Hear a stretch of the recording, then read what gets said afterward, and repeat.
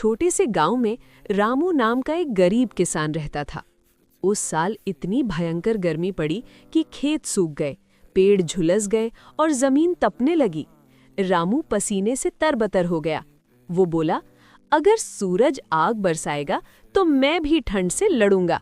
वो शहर गया और ढेर सारी बर्फ खरीद लाया। उसने अपने घर की दीवारें, छत और दरवाजा सब बर्फ से बना डाला।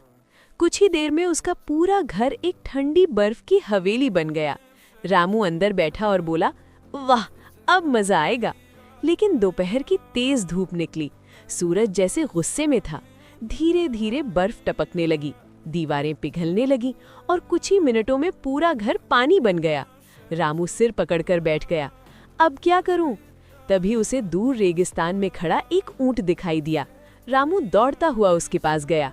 ऊंट बोला, चिंता मत करो, मैं रेगिस्तान की गुफा से ऐसी बर्फ लाऊंगा जो कभी नहीं पिघलेगी। ऊंट कई दिन की यात्रा करके एक चमकदार नीली बर्फ ले आया। वो बर्फ सूरज की गर्मी में भी नहीं पिघलती थी।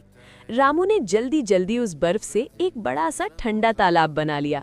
वो खुशी से उसमें कूद गया और तैरने लगा।